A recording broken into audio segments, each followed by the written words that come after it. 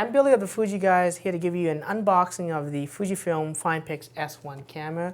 This is Fuji's all-weather, weather-resistant, long zoom style camera. It's actually the first style camera with a long zoom that is completely sealed, from dust and sand, as well as, resistant from, even splashes and even the rain. So let's take a look at the contents of this, camera. Obviously, there's a lot of features on this camera. It's Wi-Fi certified. It's a 50 times zoom. Has optical image stabilization built on the lens. Uses a CMOS sensor with a nice 3-inch very angle LCD. It's tilt, and of course, more importantly, it's weather resistant, which is excellent. So let's take a look at the contents. When you open up the box, of course, you got your owner's manual, your software CD. If you want, it's a basic manual, but if you want the complete manual, it's on the CD itself, available as a PDF in various languages. So that's just the warranty and owner's manual part of it. Let's go right into the box itself. And again, you can see it is quite a large camera. Just going to remove the seal and take it apart. Sorry for the noise here. I'm going to move it out the side for a second. Again, this is Fuji's FinePix S1, as you can see. The zoom itself is quite incredible for this style of camera. It does look like a DSLR, but a DSLR is not going to offer this 50 times zoom in this size and offer all the features like things like the tilt, LCD, swivel LCD, which is kind of nice, as you can see. When not using it and using just the EVF, again, you can have it protected, but of course, you can also flip it this way and do what you like with it. It's a nice looking camera, has a nice feel to it, has a complete rubberized texture throughout, so it doesn't feel like it is an inexpensive camera at all, and you're basically getting the nice, great price. And again, these things are all sealed from the elements, so it's going to be nice for when it does rain that you feel a little bit secure that it's going to be safe. Although, I would still take precautions, of course, if it does rain to keep it protected at odd times anyways, okay? I'm going to put the camera aside and see what else is included. You got the batteries for the camera. It uses the Fujifilm MP85 battery, which is approximately 1700 milliamp hour rated. And again, this is a rechargeable lithium battery, and of course, having that, you probably need a charger, right? So let's go and dig for that. Before I go with that, this looks like a nice strap. It is appropriate size to the size of the camera, and has, again, a Fujifilm logo on it, as well as a nice little textured feel to the back so that it's not going to slip and slide, and it's quite nice. And of course, you attach it to the sides here, as you can see. So that's the strap. Let's take a further look. Whoops, that fell out. And that's basically the lens cap. It's a pressure lens cap. You squeeze in and out, and you can squeeze here and let go, and it locks into place. Okay. You got straps. So that strap's going to actually attach through the lens cap here, and it goes through this hole. You can probably go through up like that, and you would loop it around, and then of course you would loop the other end to the side here, so that when you do take the cap off, it's going to hang, it's not going to fall, and you're not going to lose it, okay? I'm going to put that aside for now. Trying to go through all this. There's a few things, I'm just going to take them all out at once to make it easier for me. And I'll describe what I'm seeing, I guess. So what you're looking at here is several things. You got the charger, and it's actually a wall charger, but it has no plugs. It has a USB port here, and of course you got this AC connector here, which means this is the adapter for the actual device. And depending on the country that you purchase this from, you can have the appropriate prongs that go with it. So this is obviously a North American adapter, and you just slide it in place.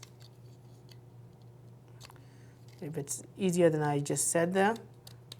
There you go, nice and compact. And the USB connection, of course, is for the included USB here. So if I take that out, you can use the USB cable, of course, to download images when it's connected to the computer, the camera, of course.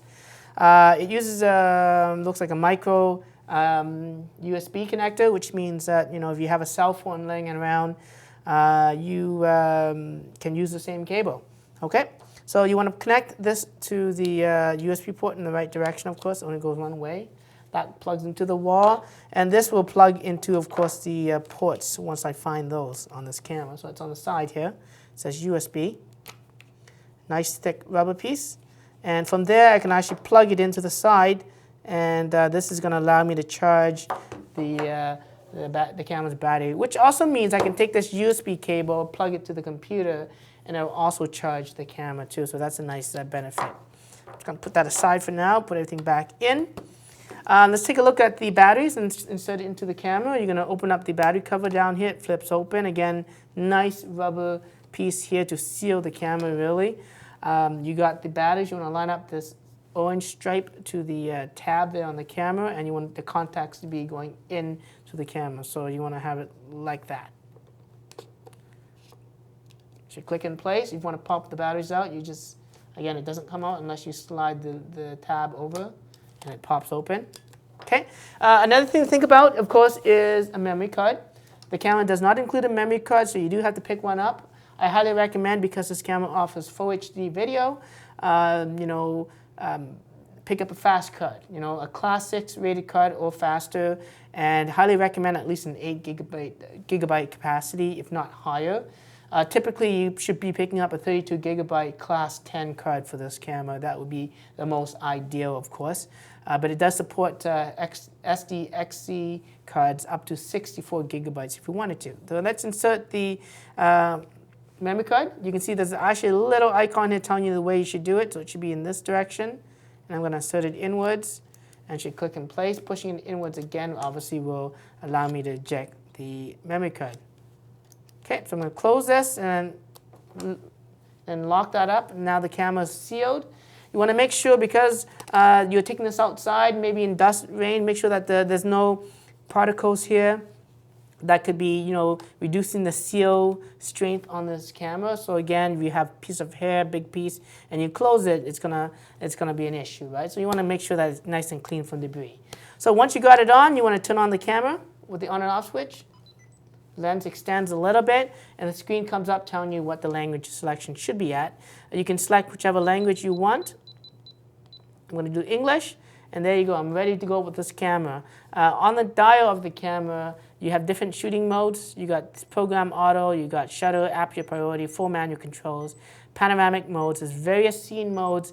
There's even cool advanced feature modes like advanced filters to do things like toy cameras. And you got an auto and a scene recognition auto. So the scene recognition auto does everything, determining the focal distance, the subject, and the scene using face detection. So to take a photo with the camera, you got the shutter release button on the top. You got the zoom controls as well as the side zoom control. So you can zoom in and zoom out using the sides from there. And of course, you can take photos with it as well. So you push the shutter button here, and you can take a snapshot. Okay. And to play back images, you push playback on the back there. And you can go through the screen to see the various shots you've taken. If you want to delete the image, you can push up, push OK, and it deletes the image. Of course, you can also record video as well by pushing the record button. That doesn't matter what mode you're in. If you push the record button, it starts to record. As you can see, it indicates that it's recording. It also has a number here that tells you that you can actually take photos during the video. If you wanted to take some snapshots with it, you could. Now, to stop the recording, you push the record button again, and it will stop the recording process. When you push the playback button, anything that's video will show up with this little stripe right there. Okay, so that's just a quick unboxing and getting started with the FinePix S1 camera. If you want to learn more about this camera and its features, don't forget to subscribe to my YouTube channel and follow me on Twitter. Until then, I'm Billy of the Fuji Guys.